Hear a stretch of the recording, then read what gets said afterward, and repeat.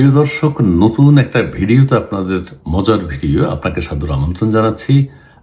আপনারা সবসময় পলিটিক্যাল বিষয় নিয়ে চিন্তা করি, রাজনৈতিক আন্তর্জাতিক বিষয় নিয়ে চিন্তা করি। প্রয়োজন কি? মাঝে মধ্যে একটু হালকা হওয়া দরকার। একটা চমৎকার বৈষম্যহীন চুরি নিয়ে কিছু কথা বলবো। চুরি চরসুক আর রসিকার চুরি হয়েছে কোথায়? আমাদের আইজিপি সাহেবের বাসায়। আইজিপি কে?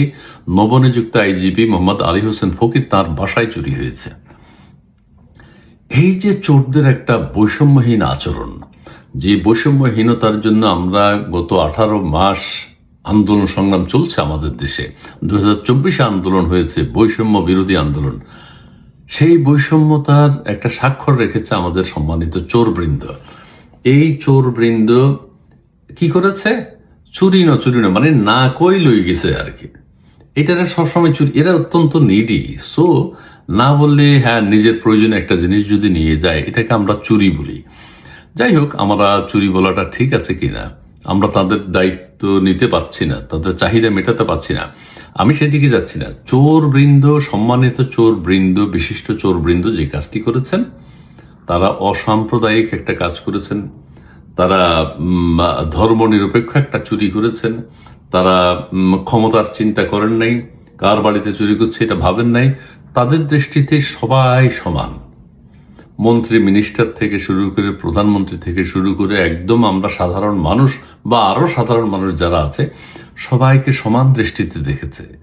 পুলিশ বাহিনীর সর্বোচ্চ ব্যক্তি আইজিপি, তারা ভেবেছে আমরা কনস্টেবলের বাসায় চুরি করতে পারি।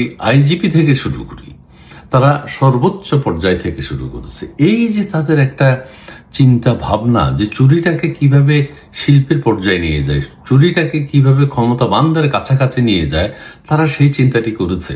একদম স্বয়ং আইজিপি, আইন শৃঙ্খলা বাহিনীর সর্বোচ্চ ব্যক্তি, তার বাসায় চুরি করেছে এবং এটা বেশ আলোচিত হচ্ছে। এবং আমি একটু পড়ে শোনাই, আইজিপির বাসায় চুরি, আইজিপির বাড়িতে চুরি। বাংলাদেশ পুলিশের মহাপরিদর্শক মোহাম্মদ আলী হোসেন ফকিরের বাগেরহাটের বাড়িতে চুরির ঘটনা ঘটেছে দিবাগত গভীর রাতে। 16 মার্চ দিবাগত গভীর রাতে বাগেরহাট শহরের আমলা পাড়াস্থ তার 3তলা বাড়ি থেকে বিদ্যুতের সার্ভিস তার চুরি করে নিয়ে যায়। এই যে বিদ্যুতের সার্ভিস তার, মানে এখানে সম্মানিত চোরবৃন্দ কিন্তু একটা সাহসিকতার পরিচয় দিয়েছে। তারা ঝুঁকি নিয়েছে, জীবনের ঝুঁকি নিয়েছে, মরে যেতে পারত। বিদ্যুতের তার চুরি করা চারটিখানি ব্যাপার না। কাজেই তারা দুঃসাহসিক কাজ করেছে এবং এই দুঃসাহসিক কাজ করার পর এলাকায় চাঞ্চল্য সৃষ্টি হয়েছে এবং দ্রুত পুলিশকে খবর দেওয়া হয়। পুলিশ বাহিনীর প্রধানের বাড়িতে চুরির ঘটনায় নড়ে চড়ে বসেছে পুলিশ প্রশাসন। চোর শনাক্ত এবং চুরি হওয়া মালামাল উদ্ধারের জন্য পুলিশের একাধিক টিম কাজ করছে। এই যে তারা পুলিশ বাহিনীকে ব্যস্ত রেখেছে, যে তোমাদের সর্বোচ্চ ব্যক্তির বাসায় আমরা চুরি করেছি, এবং চুরিটা বাসার ভিতরে তারা ঢুকে নাই। তারা ভদ্রচোর। এখন বলতে পারেন হয়তো সেখানে সিসি ক্যামেরা ছিল না, ছিল। তারা তো ওই যে সার্ভিস লাইন, বিদ্যুতের মেইন লাইনের তারগুলো খুলে নিয়ে গেছে। বিদ্যুতের মেইন লাইনের তারগুলোর দাম নাকি 60,000 টাকা। ঠিক আছে, তারা মেইন লাইন, তারা সিসি ক্যামেরা তো বন্ধই করে দিয়েছে। তবে আইজিপি মহোদয়ের সম্মান তারা রেখেছে। সম্মানিত লোকের সম্মান রাখাটা দায়িত্ব। এরা কিন্তু খানদানি চোর বোঝা যায় কি কারণ? তারা বাসার ভিতরে ঢুকে নাই। বাসায় যেহেতু কেউ নেই, সেহেতু তারা বাসায় ঢুকে নাই, অসম্মান করে নাই। তারা বাইরে তারটা চুরি করে নিয়ে গেছে। এইটা আহামরি তদন্তের অংশ হিসেবে পুলিশ বাগেরহাট শহরের এক ভাঙারি দোকানিকে জিজ্ঞাসাবাদের জন্য আটক করে। এই ভাঙারি দোকানদারের উপরে বিপদ দিয়েছে। আচ্ছা, আটক করেছে, ছেড়ে দিবে। ধারণা করা হচ্ছে চোরাই তারা ভাঙারি দোকানে বিক্রি করতে পারে, সম্ভাবনা আছে। কাজেই শুধু তারা তার চুরি করেছে, আহামরি কিছু চুরি করে নেই। ঠিক আছে, খানদানি, এরা পরিবারের বংশমর্যাদা আছে তাদের। সোমবার রাতে বাগেরহাটে ঝড় বৃষ্টি শুরু হলে বিদ্যুৎ সংযোগ বিচ্ছিন্ন হয়ে যায়। তারা বিদ্যুৎ সংযোগ বিচ্ছিন্ন হওয়ার পর করেছে, রিস্ক নেয়নি। এই সুযোগে চোরচক্র বাড়ির সীমানায় প্রবেশ করে। বাড়ির আশেপাশে সিসিটিভির ক্যামেরা থাকলেও ক্যামেরার নজর এড়িয়ে দুর্বৃত্তরা বিদ্যুতের মেইন লাইন থেকে মিটার পর্যন্ত প্রায় 2 কয়েল তামার তার চুরি করে নিয়ে যায়। চুরি হওয়ার তারের আনুমানিক বাজার মূল্য 60,000 টাকা।